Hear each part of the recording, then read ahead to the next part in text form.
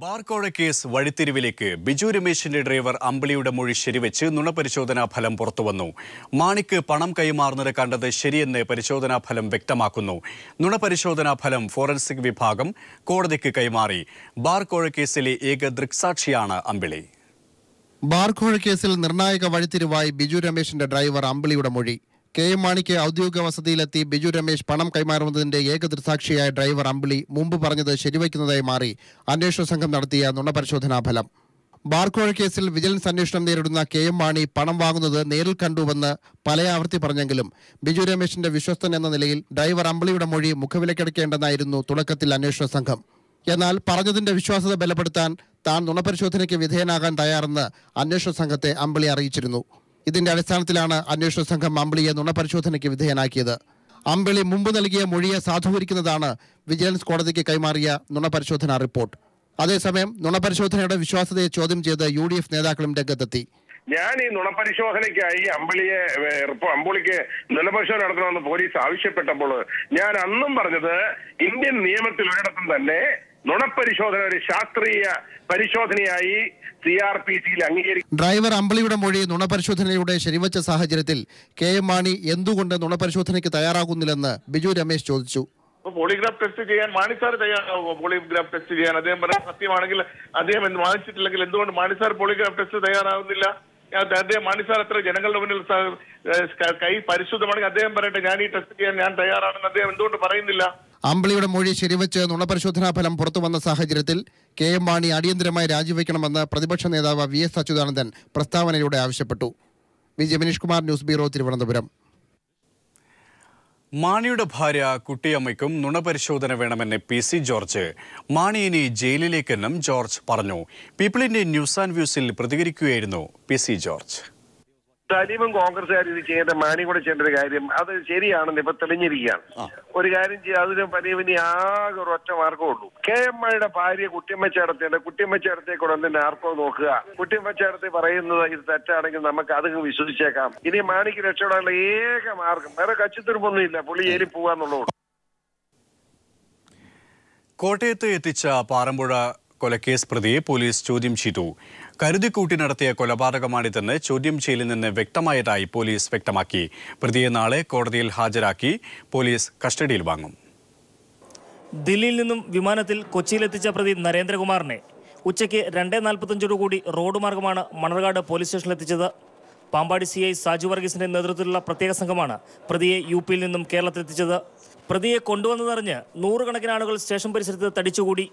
കൊല്ലപ്പെട്ട കുടുംബത്തിലെ അവശേഷിക്കുന്ന അംഗമായ ബിപിൻലാൽ തന്റെ കുടുംബത്തെ ഇല്ലായ്മ ചെയ്ത നരേന്ദ്രകുമാറിനെ കാണാനെത്തിയിരുന്നു. രോക്ഷാകുലനായി പ്രതികരിച്ച ബിപിൻലാലിനെ പോലീസുകാർ പണിപ്പെട്ട് പിടിച്ചുമാറ്റി. പ്രതി നരേന്ദ്രകുമാറിനെ ഇന്ന് തന്നെ കോടതിയിൽ ഹാജരാക്കുമെന്ന് അറിയിച്ചിരുന്നെങ്കിലും അതുണ്ടായില്ല. നാളെ മജിസ്ട്രേറ്റിന് മുന്നിൽ ഹാജരാക്കി പോലീസ് കസ്റ്റഡിയിൽ വാങ്ങും. പിന്നീട് തെളിവെടുപ്പിനായി പാറമ്പുഴയിൽ കൊണ്ടുവരും.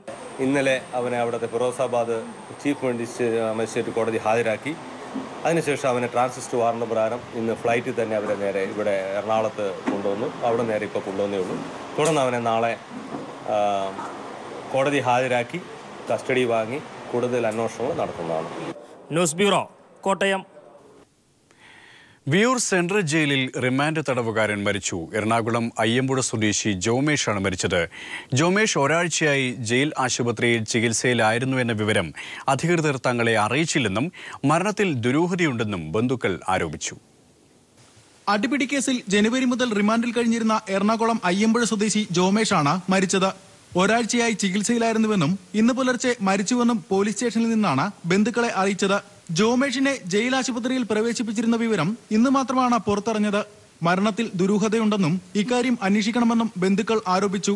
ഒന്നിലെ ജയിലിലെ പ്രതികളായിട്ട് ഏറ്റുമുട്ടി കൊന്നതാണെന്നോ ജയിൽ സൂപ്രണ്ടോ ജയിൽ വാറണ്ടോ എന്തെങ്കിലും ചെയ്താണെന്നാണ്. ദേഹാസ്വസ്ഥത്തെ തുടർന്നാണ് ജയിലിൽ ചികിത്സ നൽകിയത് എന്നാണ് അധികൃതരുടെ വിശദീകരണം. എന്നാൽ ജയിൽ ജീവനക്കാരുടെ അലംഭാവത്താൽ ചികിത്സ വൈകിയതാകാം മരണത്തിലേക്ക് നയിച്ചതെന്നും ബന്ധുക്കൾ ആരോപിച്ചു. മെഡിക്കൽ കോളേജ് മോർച്ചറിയിൽ എത്തിച്ച മൃതദേഹം ഇൻക്വസ്റ്റ് തയ്യാറാക്കി പോസ്റ്റ്മോർട്ടത്തിന് വിട്ടു നൽകി. News bureau, Thrissur. KPCC general secretary T. Siddique party സ്ഥാനങ്ങൾ രാജിവെച്ചു. KPCC പ്രസിഡന്റ് VM സുധീരൻ ആവശ്യപ്പെട്ടാണ് രാജിയെന്നാണ് സൂചന. തനിക്കെതിരെയുള്ള പരാതി വ്യാജമാണെന്ന് T. സിദ്ദിഖ്. സത്യം എക്കാലവും മൂടിവെക്കാനാകില്ലെന്നും സാധാരണ പാർട്ടി പ്രവർത്തകനായി തുടരുമെന്നും സിദ്ദിഖ് കോഴിക്കോട്ട് പറഞ്ഞു. KPCC ജനറൽ സെക്രട്ടറി ടി സിദ്ദിഖിനെതിരായി മുൻ ഭാര്യ നസീമ ഉന്നയിച്ച രൂക്ഷമായ ആരോപണങ്ങൾ കോൺഗ്രസ് രാഷ്ട്രീയത്തിൽ വലിയ കോളിളക്കമാണ് ഉണ്ടാക്കിയത്. സിദ്ദിഖിനെതിരെ ഗാർഹിക പീഡന നിരോധന നിയമപ്രകാരം കോടതി കേസെടുത്തതോടെ സിദ്ദിഖിന്റെ രാജിക്കായി ഐ വിഭാഗം മുറവിളി കൂട്ടിയിരുന്നു. MI Shanavas MP, advocate Jayant തുടങ്ങിയവരാണ് തനിക്കെതിരായ നീക്കത്തിന് പിന്നിലെന്ന് സിദ്ദിഖും ആരോപിച്ചിരുന്നു. യൂത്ത് കോൺഗ്രസ് സംസ്ഥാന സമ്മേളനത്തിനായി കോഴിക്കോട്ടെത്തുന്ന രാഹുൽ ഗാന്ധി ഉൾപ്പെടെയുള്ള നേതാക്കൾക്ക് മുന്നിൽ നസീമയെ എത്തിച്ച് പരാതി കൊടുപ്പിക്കാനും ഐ ഗ്രൂപ്പ് നീക്കം നടത്തിയിരുന്നു. ഈ ഘട്ടത്തിൽ ജനറൽ സെക്രട്ടറി സ്ഥാനത്ത് നിന്നും മാറി നിൽക്കാൻ KPCC പ്രസിഡന്റ് VM സുധീരൻ നിർദ്ദേശിച്ചത് പ്രകാരമാണ് സിദ്ദിഖ് തൽസ്ഥാനം രാജിവെച്ചതെന്നാണ് സൂചന. തനിക്കെതിരായ പരാതി വ്യാജമാണെന്നും ധാർമ്മികതയുടെ പേരിലാണ് രാജിയെന്നും സിദ്ദിഖ് മാധ്യമങ്ങളോട് പറഞ്ഞു. ആത്യന്തിക വിജയം സത്യത്തിനായിരിക്കും. ജനങ്ങളെ നിയമപരമായും ധാർമ്മികപരമായും സത്യം ബോധ്യപ്പെടുത്തുമെന്നും പാർട്ടിയിൽ നിന്ന് നീതി ലഭിക്കുമെന്നാണ് തന്റെ പ്രതീക്ഷയെന്നും സിദ്ദിഖ് വ്യക്തമാക്കി. എനിക്കെതിരെയുള്ള പരാതികൾ തീർത്തും വ്യാജമായ പരാതികൾ പോലീസിലും കോടതിയുടെ പരിശോധനയിലും ഇരിക്കുന്ന ഘട്ടത്തിൽ KPCC ഭാരവാഹിയായി ഇരിക്കുന്നത് ഒരിക്കലും ധാർമ്മികമായി ഉചിതമല്ല എന്ന് മനസ്സ് പറഞ്ഞതുകൊണ്ടാണ് രാജിവെക്കാനുള്ള തീരുമാനമെടുത്തത്. പുകമറ സൃഷ്ടിച്ച് സത്യം മൂടിവെച്ച് എല്ലാ സന്ദർഭത്തിലും മുന്നോട്ട് പോകാൻ സാധിക്കും എന്ന് ആരും തന്നെ കരുതരുത്. ആത്യന്തിക വിജയം സത്യത്തിന് മാത്രമായിരിക്കും. സിദ്ദിഖിന്റെ രാജിയോടെ കോഴിക്കോട് ജില്ലയിൽ കോൺഗ്രസ് AI വിഭാഗങ്ങൾ തമ്മിലുള്ള ഗ്രൂപ്പ് പോര് കൂടുതൽ രൂക്ഷമാകാനാണ് സാധ്യത. PV കുട്ടൻ, കോഴിക്കോട്. ടി സിദ്ദിഖിൽ നിന്ന് വധഭീഷണിയുണ്ടെന്ന് മുൻ ഭാര്യ നസീമ പീപ്പിൾ TVയോട് പറഞ്ഞു. നേതാക്കളെ ചാരി പ്രശ്നത്തിൽ നിന്ന് രക്ഷപ്പെടാനാകില്ലെന്നും അവർ വ്യക്തമാക്കി. പരാതികൾ പാർട്ടി പരിശോധിക്കുമെന്ന് KPCC പ്രസിഡന്റ് VM സുധീരൻ പ്രതികരിച്ചു. സംഭവം പാർട്ടിക്ക് നാണക്കേടുണ്ടാക്കിയെന്ന് മഹിളാ കോൺഗ്രസ് സംസ്ഥാന വൈസ് പ്രസിഡന്റ് ബിന്ദു കൃഷ്ണ ഫേസ്ബുക്കിലൂടെ അഭിപ്രായപ്പെട്ടു. സിദ്ദിഖിൽ നിന്ന് വധഭീഷണിയുണ്ടെന്ന് മുൻ ഭാര്യ നസീമ ആവർത്തിച്ചു. പ്രശ്നം പാർട്ടിയിലെ ഗ്രൂപ്പ് വഴക്കാക്കി സിദ്ദിഖിന് രക്ഷപ്പെടാനാകില്ല. നിന്നെ ഞാൻ ജീവിക്കാൻ അനുവദിക്കില്ല, ഞാൻ തീർത്ത് കളയുന്നൊക്കെ ഭീഷണിപ്പെടുത്തി. ഷാനവാസ് സാർ ഒരിക്കൽ പോലും ഞങ്ങളുടെ വീട്ടിൽ വന്നിട്ടില്ല, എന്നെ വിളിച്ചിട്ടില്ല. വിഷയത്തിൽ നിരവധി പരാതികൾ KPCCക്ക് കിട്ടിയിട്ടുണ്ടെന്ന് VM സുധീരൻ വ്യക്തമാക്കി. എല്ലാ പരാതികളും പാർട്ടി പരിശോധിക്കും. പല പരാതികളും പാർട്ടിക്ക് കിട്ടിയിട്ടുണ്ട്. അത് എന്തു വേണം എന്നുള്ളതിനെ സംബന്ധിച്ചിടത്തോളം മുതിർന്ന നേതാക്കളുമായി കൂടിയാലോചന നടത്തി തീരുമാനിക്കും. അതേസമയം സിദ്ദിഖിനെതിരായ രൂക്ഷ വിമർശനം ഐ ഗ്രൂപ്പ് നേതാക്കൾ ഇന്നും തുടർന്നു. സിദ്ദിഖ് പാർട്ടിക്ക് നാണക്കേടുണ്ടാക്കിയെന്ന് ബിന്ദുകൃഷ്ണ ഫേസ്ബുക്കിൽ പോസ്റ്റിട്ടു. വിഷയം വ്യക്തിപരമാണെന്ന് AICC വക്താവ് ഖുഷ്ബു പ്രതികരിച്ചു. Personal level, I'm saying the accusations again are on a personal level. It's not about party. He has resigned because he needs to prove his innocence, and I appreciate that. News bureau, Thiruvananthapuram. ദില്ലിയിൽ ആം ആദ്മി സർക്കാരും ഗവർണറും തമ്മിലുള്ള തർക്കം കോടതിയിലേക്ക്. ആഭ്യന്തരം, revenue എന്നീ വകുപ്പുകളുടെ പൂർണ്ണ അധികാരം ഗവർണർക്കാണെന്ന് കേന്ദ്രം വിജ്ഞാപനം ഇറക്കിയതിനെതിരെയാണ് ആം ആദ്മി സർക്കാർ കോടതിയിൽ പോകാൻ തീരുമാനിച്ചത്. ദില്ലിയിൽ ആം ആദ്മി സർക്കാരും കേന്ദ്ര സർക്കാരും തമ്മിലുള്ള അധികാര തർക്കം ഭരണഘടനാ പ്രതിസന്ധിയിലേക്ക് നീളുകയാണ്. ദില്ലിയിലെ ഉദ്യോഗസ്ഥ നിയമനങ്ങളുടെ പൂർണ്ണ അധികാരം ലഫ്റ്റനന്റ് ഗവർണർക്കാണെന്ന കേന്ദ്ര സർക്കാർ വിജ്ഞാപനത്തിനെതിരെ നിയമസഭയിൽ പ്രമേയം പാസാക്കാനാണ് മുഖ്യമന്ത്രി കെജ്രിവാളിന്റെ വസതിയിൽ ചേർന്ന ആം ആദ്മി പാർട്ടി MLA-മാരുടെയും നേതാക്കളുടെയും യോഗം തീരുമാനിച്ചത്.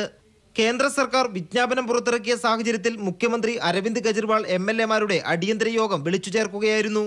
തിരഞ്ഞെടുക്കപ്പെട്ട സർക്കാരിന്റെ അധികാരങ്ങൾ കവർന്നെടുക്കാനുള്ള കേന്ദ്ര നീക്കം അനുവദിക്കില്ലെന്ന് ആം ആദ്മി പാർട്ടി നേതാക്കൾ യോഗത്തിന് ശേഷം പറഞ്ഞു. हर चुने हुए विधायक को मौका मिलना चाहिए कि वो इस नोटिफिकेशन के ऊपर जो पूरी तरीके से असंवैधानिक है, जिसपे बड़े से बड़े संवैधानिक पदों पे जो रहे हैं एक्सपर्ट्स जो हैं, उन्होंने भी अपनी राय दी है, जिससे सरकार ने भी राय ली कि ये असंवैधानिक कदम है इस नोटिफिकेशन को जारी करके. കേന്ദ്ര സർക്കാർ പുറത്തിറക്കിയ വിജ്ഞാപനം ഭരണഘടനാ വിരുദ്ധമാണെന്ന നിയമോപദേശവും ആം ആദ്മി സർക്കാരിന് ലഭിച്ചിട്ടുണ്ട്.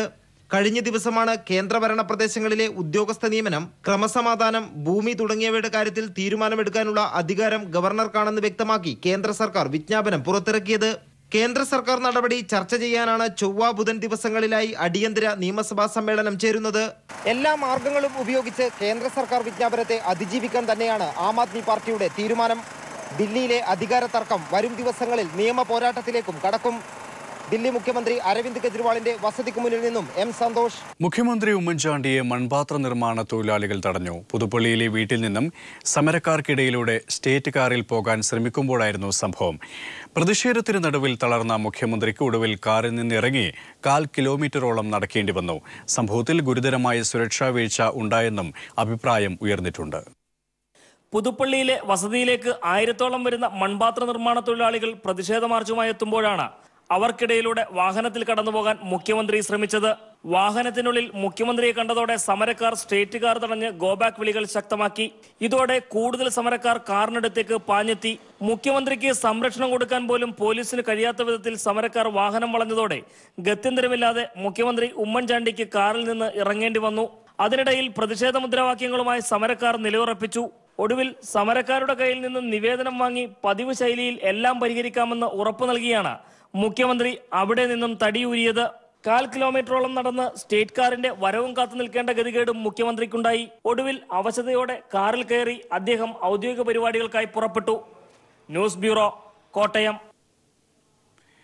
നിസാം കേസുമായി ബന്ധപ്പെട്ട ശബ്ദരേഖയിലെ സ്വാമി താനാണെന്ന് DGP സ്വയം സമ്മതിച്ചിരിക്കുന്ന പശ്ചാത്തലത്തിൽ ഉമ്മൻചാണ്ടി നിലപാട് വ്യക്തമാക്കണമെന്ന് PC ജോർജ്. കൂടാതെ ബാർക്കോഴ കേസിൽ CBI അന്വേഷണം വേണമെന്നും CBI അന്വേഷണം നടത്തിയാൽ മുഖ്യമന്ത്രി കുടുങ്ങുമെന്നും അദ്ദേഹം കോട്ടയത്ത് പറഞ്ഞു. ഇപ്പോഴത്തെ അന്വേഷണത്തിൽ കുടുങ്ങുന്നത് മാണി മാത്രമായിരിക്കുമെന്നും അദ്ദേഹം പറഞ്ഞു. DGP തന്നെ സ്വയം സമ്മതിച്ചു സ്വാമി ഞാനാണെന്ന്. ദൈവത്തിന് സ്വതന്ത്രം. ഉമ്മൻചാണ്ടിക്ക് ഇനി എന്ത് പറയാണ്ടെന്ന് പറയിച്ചാൽ മതി. പിന്നെ പ്രോസിക്യൂഷൻ അതൊക്കെ അവിടെ മനസ്സിൽ വെച്ചാൽ മതി. ഇത്രയും നാളും ജനങ്ങളെ തെറ്റിദ്ധരിപ്പിച്ച മുഖ്യമന്ത്രി ഉമ്മൻചാണ്ടി മാന്യത ഉണ്ടെങ്കിൽ ഞാൻ നിയമസഭയിൽ DGPയെ പറ്റി പറഞ്ഞ് തെറ്റാണെന്ന് സമ്മതിക്കണം എന്നാണ് എൻ്റെ അഭിപ്രായം. 30 ദിവസം കഴിയുമ്പോൾ കാശ് മേടിച്ച് കൊടുത്തവന്മാരെല്ലാം പറയാമെന്ന് പറഞ്ഞിരിക്കുക. അപ്പോൾ ഈ രാജ്യത്ത് ഹൈക്കോടതിയിൽ നിന്ന് ഒരു സാധനമുണ്ട്, ഒരു ഭരണഘടനാ സ്ഥാപനം. ആ സ്ഥാപനം ഉണ്ടെങ്കിൽ ഇപ്പോഴാണ് മാണിയും മക്കളും ജയിലിൽ പോകുള്ളൂ. CBI എൻക്വയറി എന്ന ഉമ്മൻചാണ്ടിയും കൂടെ പോകും. മലബാർ സിമന്റ്സിലെ അഴിമതിയെക്കുറിച്ച് CBI അന്വേഷിക്കണമെന്ന് VS അച്യുതാനന്ദൻ. സ്ഥാപനത്തിലെ അഴിമതിക്ക് കൂട്ടുനിൽക്കാത്തതാണ് ശശീന്ദ്രന്റെയും മക്കളുടെയും മരണത്തിന് കാരണം. മരണം സംബന്ധിച്ച് അന്വേഷണം നടത്തിയ CBI ഇവിടെ നടന്ന അഴിമതിയെക്കുറിച്ച് അന്വേഷിച്ചിട്ടില്ലെന്നും VS ചൂണ്ടിക്കാട്ടി. കൊച്ചിയിലെ പഞ്ചനക്ഷത്ര ഹോട്ടലിലെ നിശാ പാർട്ടിക്കിടെ പിടിയിലായവരിൽ പ്രമുഖ സംഗീതജ്ഞനും റഷ്യൻ കലാകാരൻ സൈക്കോസ്കിയാണ് പിടിയിലായത്. പിടിയിലായ 6 പ്രതികളെയും പോലീസ് കൂടുതൽ ചോദ്യം ചെയ്യും.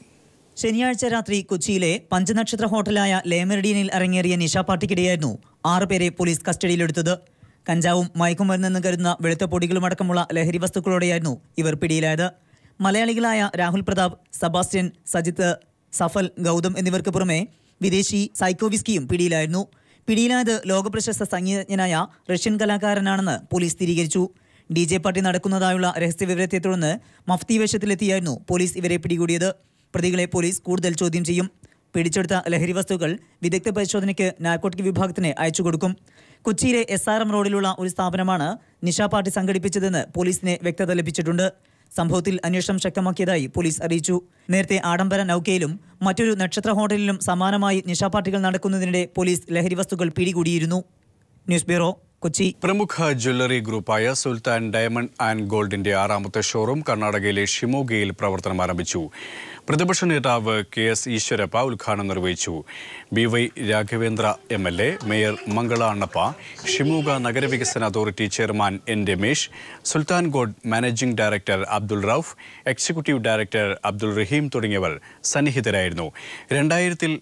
2017ഓടെ 900 കോടി രൂപ നിക്ഷേപത്തിൽ 40 ഷോറൂമുകൾ ആരംഭിക്കുവാൻ സുൽത്താൻ ഗോൾഡ് ഉദ്ദേശിക്കുന്നതായി ജനറൽ മാനേജർ ഉണ്ണിത്താൻ വ്യക്തമാക്കി.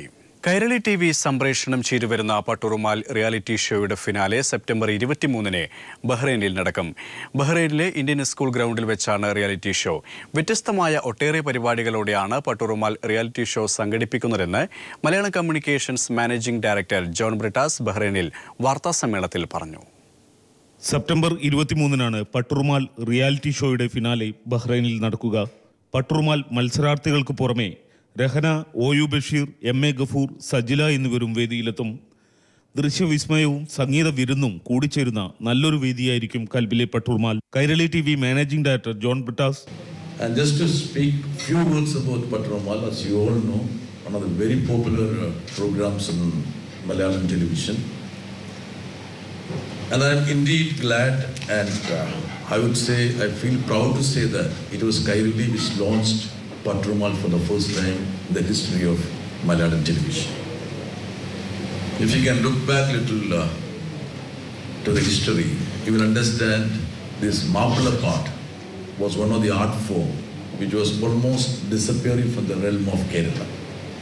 It had already disappeared actually. That was a time when we took the decision to start a reality show on Mapala part.